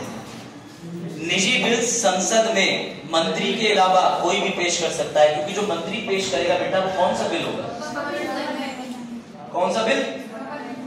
गवर्नमेंट बिल, सरकारी विधेयक। अगला बताओ। हाँ ठीक है, शायद दिख जाए, लेकिन वो प्रकाश अपनी लिखा। चलो, इसे संसद में मंजूरी मिलने की संभावना कम है। बिल्कुल सही बात है। 1970 तक की भी अगर बात कर लो तो 1970 में आखिरी बार वाला हुआ था। उसके बाद 2023 चल रही है, वो 1114 और 728 का रेशियो देखा था अभी चार्ट में, कि लाए तो बहुत जाते हैं पर होते कम है। और सोचो, हर शुक्रवार को ही ला सकते हो, वो भी शाम को, दोपहर के बाद वाले सत्र में। अगर तुम पहले ही लाने का प्रयास करोगे कि हटो पीछे।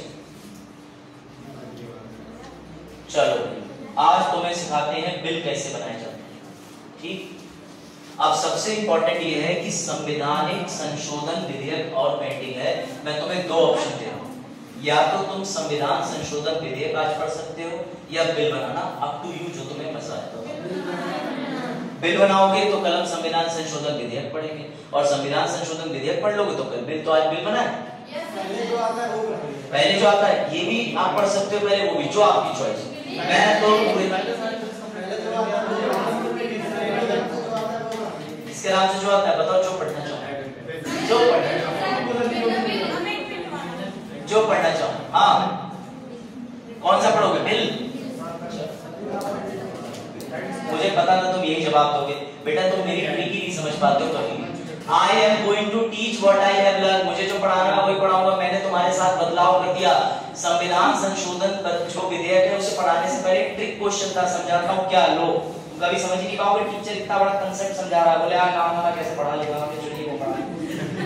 बेटा देखो, अब तुम्हें मजा आएगा संवैधानिक संशोधन विधेयक समझने में। It is excellent. इसमें तो बाबा साहेब की थिंकिंग जानोगे, और संविधान लचीलापन क्यों होता है, क्या होता है, सब सीखोगे, मजा आ जाएगा। सबसे पहले एक बार पुनः रिवाइज करा दे रहा हूँ। तुमने मनी बिल समझ लिया, वित्तीय विधेयक श्रेणी 1 श्रेणी 2 समझ लिया। तुमने साधारण विधेयक के अंदर 2 आते हैं, सरकारी और गैर सरकारी, यानी गवर्नमेंट बिल, प्राइवेट बिल, समझ लिया, कोई डाउट? उसके बाद अब मैं तुम्हें लेके आया हूँ संवैधानिक संशोधन विधेयक। कोई डाउट? कोई डाउट? चलो फिर से शुरुआत करें। ठीक, फिर ये बताओ, आज से कई साल पहले क्या आपके दादाजी या पापा ने सोचा था कि हम एक फोन निकालेंगे, बारकोड फेंक के मारेंगे, पैसा आएगा? नहीं सोचा था। क्या तुम्हारी जनरेशन ने ये सोचा था कि कभी भी कोई टैबलेट जैसी टेक्नोलॉजी आ जाएगी? आज से 10 साल पहले अगर तुम में से काफी किसी को याद हो कि कॉपी पेन के अलावा हमें ऐसे में डिजिटली लिखना पड़ेगा, किसी ने सोचा था? यार तुम भी छोड़ो, जब देश आजाद हुआ था, किसी ने सोचा था देश में टेक्नोलॉजी, व्हाट्सएप, इंस्टाग्राम, ये सब सोचा था? हाँ बिल्कुल, पहले वैज्ञानिकों ने सोचा। चलो कोई बात नहीं, ये आप में से नॉर्मली, या आज से 10 साल बाद कोई बता सकता है कैसी टेक्नोलॉजी आएगी? ये भी छोड़ो, भारत स्टेज 4 मोटरसाइकिल का इंजन भारत स्टेज 6 में परिवर्तित हो गया, सोचा था? अब ये तो आज ही कई लोगों को पता चला हुआ है, इंजन भी 4था श्रेणी का है, तो 5वां कहां गया? अगले महीने 7 है। क्या तुम में से किसी ने सोचा था कि तुम्हें सरकार के खिलाफ बोलने पे सजा हो? अब सुनो ध्यान से बेटा, ध्यान से सुनना। 125 करोड़ आबादी की जरूरत समय समय पे बदलती है। जैसे मैंने अभी तुम्हें एक जरूरत फेंक के मारी कि बताओ तुम्हें बिल समझना है क्या, अब तुम्हारे बीच में होगी कंफ्यूजन। ये आधे कह रहे हैं ये सीखेंगे, आधे कह रहे हैं ये सीखेंगे, जो जरूरी है वो सिखाओ। इसीलिए बाबा साहेब संविधान में तुम्हारे हिसाब से व्यवस्था करके चले गए। संविधान को बोला जाता है, बिल्कुल मत सोना, संविधान को बोला जाता है जीवित दस्तावेज। कैसा दस्तावेज? इंग्लिश में लिविंग डॉक्यूमेंट। क्या बोलते हैं? Living document. ये मैं नहीं कह रहा, मैं तुम्हें बाबा साहेब की परिभाषा दिखाता हूँ, तब तुम्हें पता चलेगा कि हाँ क्या कहा गया था उससे पहले का ये पढ़ लो।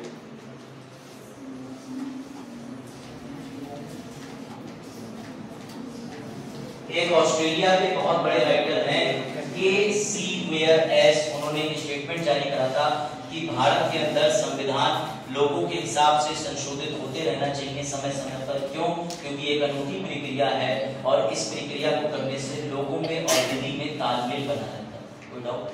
ये आसान इसका, हाँ पूछो क्या हुआ? कुछ नहीं, आगे की मुस्कुराहट। चलो अब सवाल ये है सर क्या हम संविधान में कुछ बदल सकते हैं?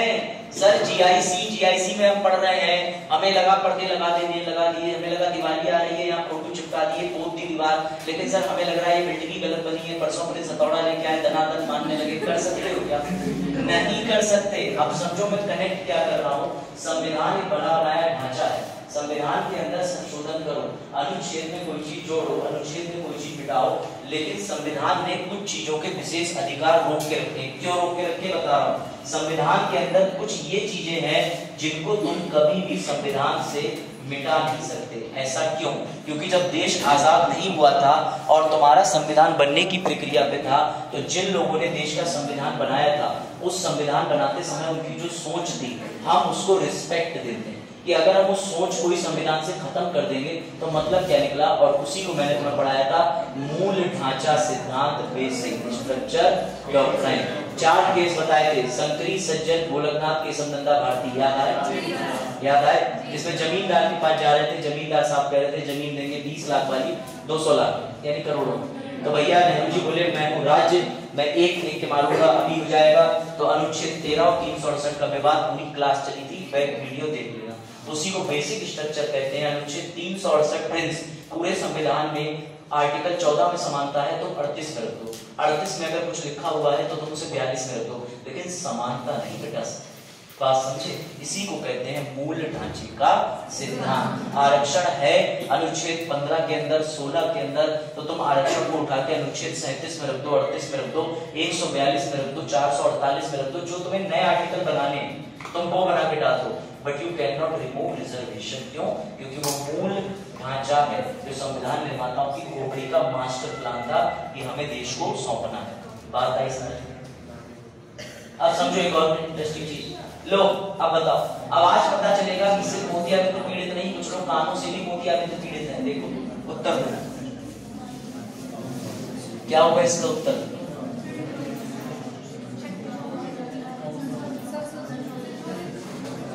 इसका उत्तर दो, इसका उत्तर दो। क्या चीज?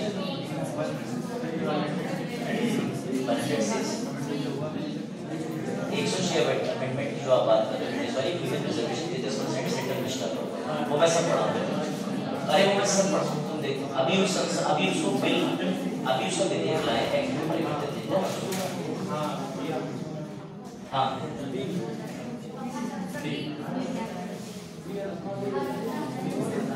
क्या होगा?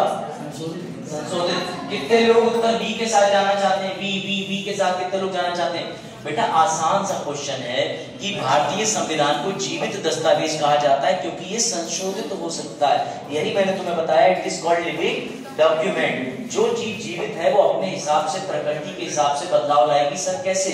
बेटा तुम्हारे पापा जीवित हैं, तुम्हारे बच्चा होगा तो वो दादा बन जाएंगे, परिवर्तन आ गया ना रिश्तों में। अब तुमको अरे ना अब तो नहीं, बच्चा आ गया कैसे तो जंगल से, तो ऐसा मत कर देना। रिश्तों में परिवर्तन जीवित व्यक्ति बदल लेता है। समाज के अनुसार ढलने की आवश्यकता हमें भी पड़ती है और चीजों को पड़ती है। ये लोग तो ज्यादा दूर ना जाओ, कक्षा 7 की एनसीईआरटी से मैं एकदम सटीक डेफिनेशन लाया हूं, पढ़ पूरा पढ़ना, पूरा पढ़ो। कक्षा 7 एनसीईआरटी पढ़ो। ये एनसीईआरटी कितने काम है। भारतीय संविधान को एक जीवित दस्तावेज कहा जाता है क्योंकि इसमें संशोधन या परिवर्तन किया जा सकता है। हमारा संविधान समाज की बदलती आवश्यकताओं के अनुरूप संशोधन की आवश्यकता को स्वीकार करता है। दूसरा, संविधान की वास्तविक कार्यप्रणाली में व्याख्याओं में पर्याप्त लचीलापन, फ्लेक्सिबिलिटी लाता है। संविधान एक ऐसा टूल या उपकरण है जिसे समाज अपने लिए बनाता है। इस प्रकार राजनीतिक व्यवहार और न्यायिक निर्णय दोनों ने संविधान को लागू करने में परिपक्वता और लचीलापन दिखाया। आप इसकी शुरू की 2 लाइन ना भूलें। यानी समाज में जैसा बदलाव होगा संविधान को वैसा बदल दिया जाएगा। कैसे? महिलाओं को आरक्षण दिया जा रहा है ना लोकसभा में 33%, 106वां संविधान संशोधन। हमें जरूरत पड़ी, हमने ईडब्ल्यूएस कोटा दिया कि नहीं दिया? ईडब्ल्यूएस कोटा दिया कि नहीं दिया? सामान्य वर्ग को दिया। तो समाज के अंदर जैसी आवश्यकता दिखती है वैसा संविधान को संशोधित किया जाता है। Hence proof. अब तक संविधान को कितनी बार संशोधित किया जा चुका है? तो 106वां संवैधानिक संशोधन जो लेटेस्ट है। इससे पहले बहुत सारे इंपॉर्टेंट है।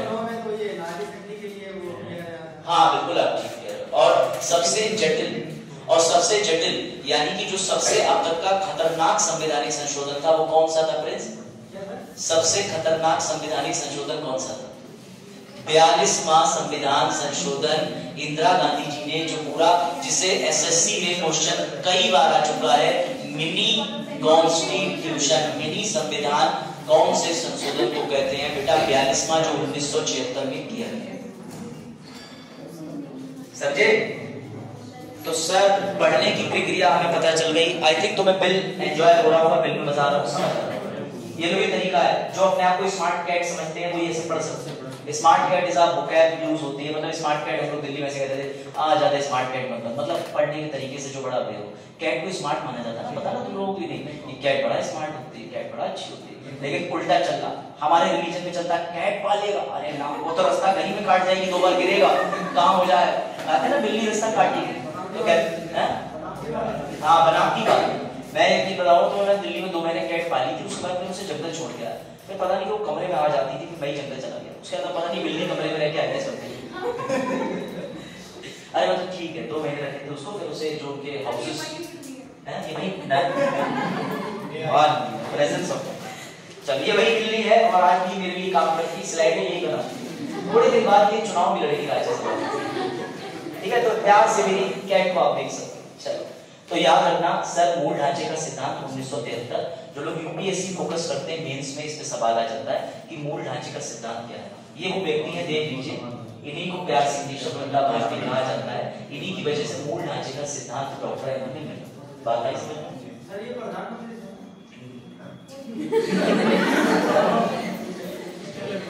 मॉर्टी, इनायत, हार्दिक तीनों मिला के किया क्या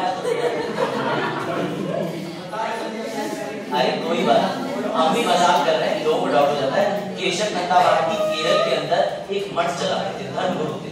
इनकी जब सरकार ने छीन ली केरला की, तो उसके विद्रोह में ये सामने आए कि कोई प्राइम मिनिस्टर। अगर किसी को भी डाउट है तो उसमें पूछने में कोई बुराई नहीं। मैं तो इनसे मजाक कर लेता हूँ ताकि क्लास में थोड़ा हंसी मजाक है नहीं। हाँ मजाक। अब जब अपनी सत्यता पे कपड़ा डालना है तो मजाक कर रहे हैं, सबको पता है पीएम मान रहे। चलो उस समय का अखबार देख लो, उस समय का अखबार ये रहा, ठीक है? सर आप इतना अखबार कहां से निकला? चोरी करा इंटरनेट पे। झूठ क्या बोलना, सच तो सच है। अब मैं इसे कहां से लाऊंगा जब मैं पैदा नहीं हुआ था 73 में। ये छोड़ो, मेरे पिताजी शायद पैदा हुआ था, तो मुझे भी नहीं पता, उनको भी डाउट है 73 से पहले भी लगते जैसी बातें करते। बाबा ज्यादा यंग लगते, बाबा लगता है 2023 में आधार कार्ड नहीं। चलो ये फैमिली को भी दिखाऊंगा वीडियो में। होता है तुम्हें नहीं पता, मेरे घर पे टीवी पे चला लेते हैं, देखिए आज क्या करके आए। और प्रदीप जी हमारे टाइम से वीडियो भी अपलोड करते थे, अब घर वाले चला लेते।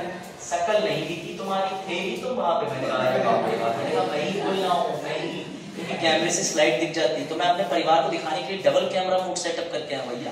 अब मैं भी दिखूंगा, तुम भी दिखाओ। घर वाले कह रहे हैं जीवित लोगों को ही पढ़ाता है। तो भैया लोग खबरें चल रही, समझ लिखा हुआ ठीक है। ये केशव नंदा भारती वाले केस की थोड़ी सी अगुवाई है, मतलब बताया गया।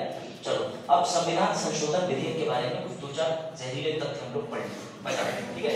तो तथ्य ये है, फ्रेंड्स ध्यान देना, लोकसभा में धन विधेयक प्रस्तुत करने जब हम गए थे तो सबसे पहले कहां प्रस्तुत करा था? लोकसभा में करा था। क्यों करा था? सरकार कहां बन रही थी। लेकिन संविधान संशोधन विधेयक के साथ ऐसा नहीं। अभी इन बिल के बारे में और चीजें भी हैं, जैसे धन विधेयक से पहले राष्ट्रपति की अनुमति लेनी पड़ती है। ये सारी चीजें समय समय पर जब बजट बनाएंगे ना, तब दोबारा नहीं कर होंगे कि जितना बेसिक जरूरी है वो कलेक्ट करना है। तो जब संविधान में संशोधन करना होता है तो ना तो हमें राष्ट्रपति की पहले से अनुमति चाहिए, ना हम बात दें, हम चाहे राज्यसभा में पेश कर दें चाहे लोकसभा में पेश कर दें, कोई डाउट? अगर राज्यसभा ने अपने पास इस बिल को रोक के रखा है और लोकसभा को वापस नहीं कर रही, या लोकसभा ने रोक के रखा है राज्यसभा को वापस नहीं कर रही, तो दोनों के बीच में डेडलॉक आ जाता है। इसे गतिरोध कहते हैं। जब कोई सदन अपने पास बिल को रोक लेता है और बिल वापस नहीं करता, तो ऐसे में प्राइम मिनिस्टर या दूसरे विपक्ष के लोग जाकर के कह सकते हैं कि आप एक संयुक्त बैठक अरेंज कीजिए। संयुक्त बैठक अरेंज करने से होगा कि उस बिल पे चर्चा हो जाएगी। तो क्या संयुक्त बैठक तुम्हें दिख रही है यहाँ? बताओ। ज्वाइंट सेशन नहीं होता। बिल अगर गतिरोध पकड़ेगा भी तो भैया गतिरोध में पड़ा रहने दो, लेकिन यहाँ हमारे राष्ट्रपति जी संयुक्त बैठक नहीं कर सकते। क्या राष्ट्रपति के पास वीटो होती है? वीटो का मतलब होता है कि बिल को विलंब कर देना, विलंबकारी शक्ति। क्या राष्ट्रपति यहाँ पर वीटो को लेकर अपनी जेब, मतलब यहाँ पे जो संवैधानिक संशोधन विधेयक है उसको लेकर अपनी जेब में रख सकते हैं कि मैं नहीं दिखाऊंगा, रोक के रख लेता हूँ? नहीं। तो तुम्हें यहाँ पर यूपीएससी लेवल का एक्सपर्ट माइंड यूज करना है। ना तो इस बिल पे राष्ट्रपति शुरू में कुछ कर रहे हैं, ना तो राष्ट्रपति लास्ट में कुछ कर रहा है। और सुनो, पहले इस बिल पर राष्ट्रपति के द्वारा रोक लगाई जा सकती थी, लेकिन 1971 में 24वां संविधान संशोधन करके साफ साफ कह दिया कि संवैधानिक संशोधन विधेयक राष्ट्रपति को जबरदस्ती हाँ करना पड़ेगा। तो तुम्हें एक चीज देखनी चाहिए, सर ये बिल पूरी तरीके से विधायिका के कंट्रोल में है। राज्यसभा, लोकसभा, ना राष्ट्रपति पूर्व अनुमति दे रहा है, ना राष्ट्रपति हस्ताक्षर अपनी मर्जी से कर रहा है, क्योंकि वो बाध्य है। तो कई बार पूछा जाता है कि ऐसा कौन सा बिल है जो ट्रूली विधायक बिल कहा जाता है, सत्य रूप से या एकदम विस्तृत रूप से सिर्फ और सिर्फ विधायिका का बिल कहा जाता है, तो यही बिल होता है। यह कंसेप्ट समझ आई बात या नहीं? बढ़े आगे बढ़े। चलो आगे बढ़े, तो उससे पहले कुछ सवालों के जवाब दो आपको। चलो इसी बिल से संबंधित बताओ बेटा, क्या हमें संवैधानिक संशोधन विधेयक पास करने से पहले राष्ट्रपति की अनुमति चाहिए? नहीं, साफ साफ इसका उत्तर नो हो जाएगा। क्या इसको लोकसभा राज्यसभा किसी में भी पारित किया जा सकता है? लोकसभा राज्यसभा पहले हम कहीं भी ले जा सकते हैं, पहले हम कहीं भी ले जा सकते हैं। क्या हम मनी बिल की तरह राज्यसभा में इसको छोड़ दें और उसके बाद अपने आप पारित होता है? नहीं, राज्यसभा को भी अनिवार्य रूप से इसे पारित करना पड़ेगा। क्या इसमें गतिरोध उत्पन्न हो सकता है? हाँ। क्या इसमें संयुक्त बैठक हो सकती है? नहीं। क्या इसमें राष्ट्रपति, ये सब एसएससी के एलओ क्वेश्चन है प्रीवियस ईयर के, ध्यान देना। क्या आर्टिकल 111 जिसे कहते हैं रोक लगाना, वीटो की शक्ति राष्ट्रपति की, वो प्रयोग हो सकती है? नहीं। 24वें संविधान संशोधन से पहले राष्ट्रपति की वीटो शक्ति प्रयोग होती थी? हाँ। अब होती है? नहीं। ये एसएससी के वन लाइनर क्वेश्चन जो तुम्हारे थे, वो तुम इससे एक स्लाइड से 5-7 क्वेश्चन निकाल लो। चलो भैया मैंने तुम्हें बता दिया, यानी यहाँ एग्जीक्यूटिव का रोल नहीं है, कार्यपालिका का, लेजिस्लेटिव का बड़ा रोल है, ये भी तुम्हारे ज्यादा काम किया। अब आते हैं हम मेन चीज पर। संविधान में संवैधानिक संशोधन विधेयक करने के कितने तरीके, यानी संवैधानिक संशोधन विधेयक जो है वो लाया जाता है संविधान में बदलाव करने के लिए। संविधान में बदलाव कितने तरीके से किया जा सकता है? कितने तरीके से किया जा सकता है? कौन कौन से? साधारण, विशेष, साधारण, विशेष और लास्ट वाला साधारण के साथ राज्य। अब मैं तुम्हें आसान कर देता हूँ, ये तुम्हें समझ नहीं आएगा, इसे मैं आसान कर देता हूँ। उससे पहले तुम बस एक मेरे क्वेश्चन का आंसर दे दो। क्या हुआ? दिख रहा है डिफरेंस? ऐसे कर, चलो देखो। हाँ, इसका आंसर क्या हुआ? 368 अनुच्छेद में संविधान संशोधन की प्रक्रिया थी। मेरी उंगलियों पर फोकस देना। संविधान में संशोधन 3 प्रकार से करा जाता है। कितना? और बहुमत कितने प्रकार का होता है? 4। संविधान में संशोधन कितने प्रकार से किया जा सकता है करण? 3। लेकिन बहुमत कितने प्रकार का होता है? 4। बहुमत 4, संशोधन करने के तरीके 3। अब मैं तुम्हें एक ही एग्जांपल दूंगा, आज तुम वो 4 प्रकार के बहुमत समझ जाओगे और फिर क्लास वाइंड अप करते हैं। बहुत बेहतरीन एग्जांपल है, एकदम क्लासिकल एग्जांपल है, मजा आ जाएगा। उससे पहले ये और सॉल्व कर दो। हाँ, उसका 368। निम्नलिखित में से किसके पास भारतीय संविधान में संशोधन करने की शक्ति है? बताओ सर। आप ये कह रहे हैं कि कौन संविधान के अंदर बदलाव ला सकता है? तो संसद ला सकती है। सर कहाँ लिखा है बेटा? अभी तुम्हें बताया, अनुच्छेद 368 में ही ये शब्द आया है कि संविधान में संशोधन करने की शक्ति संसद के पास। कोई डाउट? आर्टिकल 368 में 2 चीजें थी, एक तो उसका नाम 368, ऊपर से तुम्हारा संवैधानिक संशोधन विधेयक, यानी संविधान में संशोधन करने की ताकत किसके पास है? संसद के पास। संसद मतलब दोनों हाउस, लोकसभा, राज्यसभा। अब तुम्हें ये वनडे एग्जाम वाले बच्चे आप भी खुश, मतलब कहने का ये है कि जो वनडे एग्जाम की तैयारी कर रहे हैं उनको खासकर खुशी रहना है क्योंकि एसएससी बैच चल पढ़ते हैं। अब ये तुम जो एग्जांपल है ना, इस एग्जांपल में बस तुम्हारी 100% फोकस चाहिए और बड़े ध्यान से समझना। मैं एग्जांपल दूंगा, ना कि कोई बैच लगाने की बात कर रहा हूं, कहीं तुम 5 एप्लीकेशन ले लीजिए, बैच की बात कर रहा है। समझो, it is very clear and very intuitive. ध्यान से, अभिषेक सर ने आज से 5 साल बाद का समय ठीक है, कम से कम सब बन जाओगे ना आईएएस। चलो मैं रिजाइन मान के आ गया, मैंने कहा देश नहीं बदल रहा है, आज भी बच्चे इसी में कंफ्यूज है, 52 में राष्ट्रपति आता है कि 25 में, मैं देश को बदलूंगा मैं। तो मैंने भैया 1000 बच्चों वाला एक बैच लगाने का प्रयास किया। मैंने उसके लिए पीलीभीत में बारात घर ले लिया। बारात घर में इतने लोग आप आएंगे, तुम्हारे घर में तो आएंगे, तो बारात घर जो मैंने लिया वहां 1000 सीटें थी। कितनी सीटें थी? 1000। ध्यान देना इधर आगे वाली थी, ठीक है, इस पे आ जाऊं क्या? इसी का मैंने 1000 लोगों के बैच लगाने के लिए एक बारात घर ले लिया। उस बारात घर में कितनी सीटें हैं? 1000। कितनी सीटें हैं? 1000। यानी मैं कितने स्टूडेंट को अपने एडमिशन देने की प्लानिंग कर रहा हूँ? 1000। मेरी बात ध्यान से समझना, कितने? 1000। अब तुम मेरी बात को सिंपल समझो, ये जो 1000 है ना, इसे कहते हैं कौन सा बहुमत। मैं बहुमत पढ़ा रहा हूँ, 4 बहुमत में से पहला बहुमत तुमने पूरा कर लिया, इसे कहते हैं पूर्ण बहुमत। पूर्ण बहुमत। सर लोकसभा में ये बहुमत कैसे होगा? 250 सीटें। राज्यसभा में, लोकसभा में 550 सीट है तो पूरी सीटें गिनी जाएंगी, राज्यसभा में पूरी सीटें तो 250 गिनी जाएंगी। मेरी बात समझना, मैं रिपीट करूंगा। अभिषेक सर ने 1000 बच्चों का बैच लगाया, 1000 सीटों की बात करी, रविशेख को काम सौंपा कि रविशेख तुम ये पकड़ो 10,000 रुपए, प्रमोशन में कोई कमी नहीं आनी चाहिए। एक फ्लेक्सी के ऊपर दूसरी फ्लेक्सी चिपकाओ, अगर किसी बड़े सेलिब्रिटी का फोटो है उसके बगल में मुझे खड़ा कर दो। और ये ठहरे बहुत बढ़िया, इन्होंने शिल्पा शेट्टी, जूही चावला सबके साथ में लगाया। ये बनी सबसे तेज अभिषेक सर की वजह से, पॉलिटी पढ़े और बने सबसे तेज अदाकारी अभिनय। इन्होंने ऐसी मार्केटिंग कर दी। इन्होंने जीआईसी बोर्ड के ऊपर भी एक बोर्ड लगा दिया, जीआईसी में भी संकट आ गया तो इन्होंने इतना भयंकर प्रमोशन करा। हाँ प्रदीप जी के बाद, हाँ इन्होंने इतना भयंकर प्रमोशन कर दिया कि कुछ पूछो मत बेटा। इनके खतरनाक प्रमोशन के बाद भी 1000 बच्चों के बैठने वाले बारात घर में दुर्भाग्यवश 100 बच्चे कम रह गए। कितने बच्चे बैठने की व्यवस्था? 900। अब देखो बच्चे जो होते हैं वो तुम्हारी तरह मासूम होते हैं। यहाँ एनरोलमेंट है 150, 200, 300 का, लेकिन पर डे आ रहे हैं 55, 56, 40, 42। अभिषेक सर की क्लास है तो 75, 80, इससे ज्यादा आंकड़ा पार नहीं करना तुम्हारा, समझ गए? तो फिर से समझो, पूरा सीट पूरे बारात घर में कितनी सीटें थी? 1000। कितनी सीटें भर पाई? 900। 100 खाली रह गई। बहुत प्रयास करा रविशेख ने, बहुत प्रयास करा, नहीं भर पाई। उसके बाद 900 में से भी आज दिनांक 19 तारीख को या 21 तारीख को, कितनी तारीख? 19 तारीख को कितने लोग बैठे? उस मान लो 900 में से 600 बच्चे, 400 बच्चे, लेकिन कल 500 भी होंगे। कितने भी हो जाए 900 से तो ज्यादा नहीं होंगे ना जिन्होंने एडमिशन लिया। अब मैं तुम्हें मिलवाता हूं बहुमत के प्रकार से। बेटा जो 1000 सीटें मैंने बात करी उसे कहते हैं पूर्ण बहुमत। यानी लोकसभा में टोटल 12 है, मान लो लोकसभा को, राज्यसभा को, कितने लोगों के टोटल बैठने का इंतजाम है? लोकसभा में 550, राज्यसभा में 250।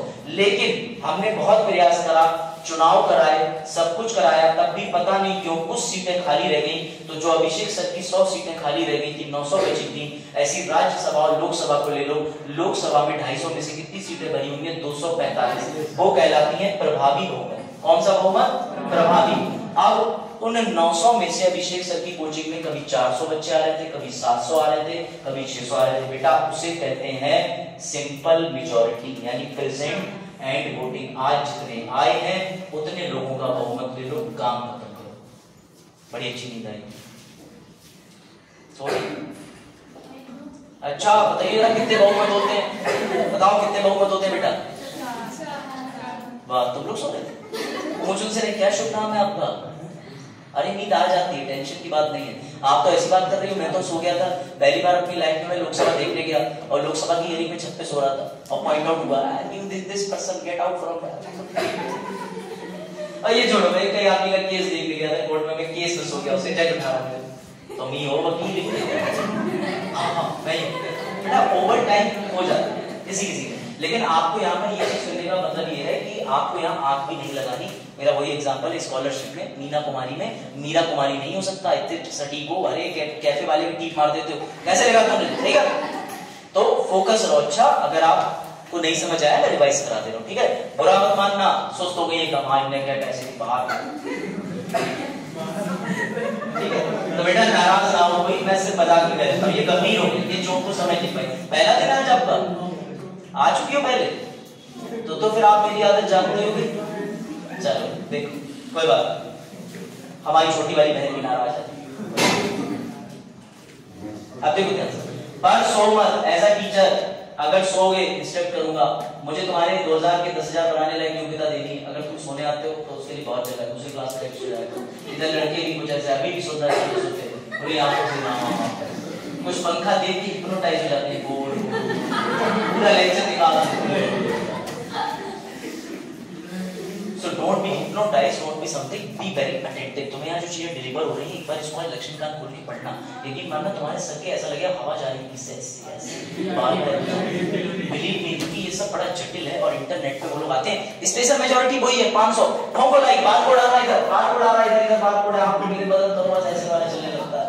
बहुत देखे मैंने YouTube पे पढ़ाने वाले, एंड बस YouTube पे आना ही नहीं। चलो देखो, तो सर ने अपनी एक बिल्डिंग भी किराए पे 1000 लोगों को भरने के लिए, वो 1000 लोगों में से उन्होंने भैया रजिस्ट्रेशन कराया, 100 सीटें खाली रह गई, 900 ही भर पाई, 900 में से किसी दिन 700 आ रहे हैं, 600 आ रहे हैं। अब इसे मैं फिट कर दे रहा हूँ लोकसभा में।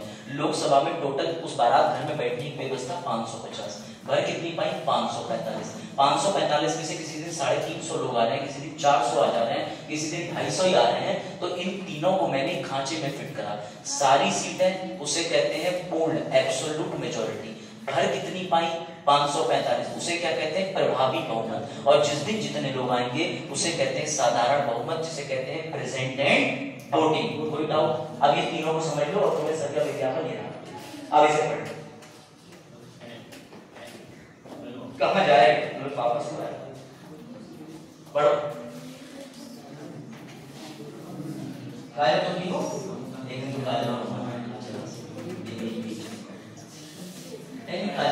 बच्चे समझदार इतनी बेचैनी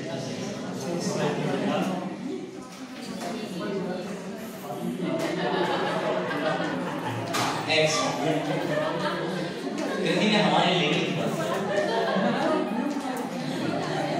पीछे ध्यान ना दें, एक्सीडेंट हुआ है देखो ध्यान से, समझ आ रहा है? सर सीट कितनी थी 1000 वाले को पूर्ण बहुमत। बेटा लोकसभा राज्यसभा में 1000 सीटों की बात नहीं हो रही, ये मैंने एग्जांपल दिया अपनी कोचिंग के नाम से तुम्हें, और मैंने जोड़ दिया, आप इसे फिट कर लो, चाहे राज्यसभा में फिट कर लो चाहे लोकसभा में कर लो, तुम्हें जितने बहुमत है वो आसानी से समझ में आ जाएंगे कि सर लोकसभा के अंदर सीटें हैं 550, भरी हुई 545। क्यों 545 रह गई? क्योंकि बेटा नेता बड़े बुद्धिमान होते हैं। करण और इधर पीछे सौरभ सुनना, कई बार एक नेता लोकसभा का चुनाव 2 जगहों से लड़ लेते हैं, बनारस से भी खड़े हो गए, लखनऊ से भी खड़े हो गए, बरेली से भी खड़े हो गए, और जी है ऐसा। सर्च करो, गूगल करो कि मिनिस्टर कैन 2 जगह से, यही तो पूरा विवाद है, अरे गूगल कर लो। तो अगर कभी 2 जगह से खड़े हो जाते हैं, और कई बार ऐसा भी होता है कि कोई मंत्री की डेथ भी हो जाती है, 2 जगह से खड़े हो जाते हैं, 2 कॉन्स्टिट्यूएंसी से, फिर एक जगह से जीत गए, और भी छोड़ो कुछ तो लड़ लेते हैं उत्तर प्रदेश विधानसभा विधान परिषद दोनों का, फिर चले गए लोकसभा, तीनों जीत गए। आप बताओ कौन सी सीट लोगे? जिस दिन उन्होंने सीट छोड़ी तो 2 सीटें उधर की खराब हुई, 1 सीट उन्होंने अपनी ले ली, या फिर उनकी 545 भरी हुई थी, एक छोड़ के वो यूपी विधानसभा में चले गए। क्या ऐसा नहीं है, ऐसा नहीं है। इसका मतलब अभी आप लोग न्यूज़पेपर नहीं पढ़, अगर आपको ये नहीं पता कि 2 कॉन्स्टिट्यूएंसी वाला रूल, तो न्यूज़पेपर अभिषेक को पता है। कहाँ जाते हैं रोज? न्यूज़पेपर। वो तो कह रहे आप डेली न्यूज़पेपर पढ़ते हैं। चलो यहाँ न्यूज़पेपर की बात नहीं, बट आप गूगल करिएगा, आपको ऐसे इंसिडेंट मिल जाएंगे, नेम पॉलिटिकल लीडर्स मिल जाएंगे 2 कॉन्स्टिट्यूएंसी। अभी लास्ट टाइम तो एक बहुत विवाद हुआ था, 30% होता है, क्या जी जीतने का चांस 30% होता है। नमस्ते सर, ठीक है, तो ध्यान रखना। अब इस चीज को तो फिट कर देना। अब कल हम बिल बनाने की प्रक्रिया पढ़ेंगे। ये लो बस एक लास्ट टाइम इसे देख लो एक बार ये, और अगर क्लास में आए हो तो इंसल्ट करने और कराने दोनों की हिम्मत लेके आया करो। जैसे कोई बात प्रिंस तुम भी कभी शांत हो जाते हो, डल हो जाते हो, ऑफेंड मत हुआ करो। मैं इसलिए तुमसे कह रहा हूँ सीखोगे तभी तो होगा। और तुम्हारी क्या बेइज्जती हुई है यार, जो पैनल भगाएगा ना तुम्हें वहां से, उससे तो 10 टाइम बेटर बेइज्जती मैं ही कर देता हूँ। पैनल लेके उठो जाओ यहाँ से, उस दिन तुम्हें बेइज्जती महसूस होगी। आई एम वेरी ट्रू, ऐसा हुआ है जैक वेक के इंटरव्यू में टाइम है? क्या क्या क्या? अरे नहीं, तो बड़ा ऐसा लगता है जैसे हार्ट ब्रेक हो गया, पढ़ाई से त्याग ले लिया। पता नहीं तुम्हारे मोहल्ले में किसने मकान बदल लिया जो आजकल तुम शांत रहते हो भाई।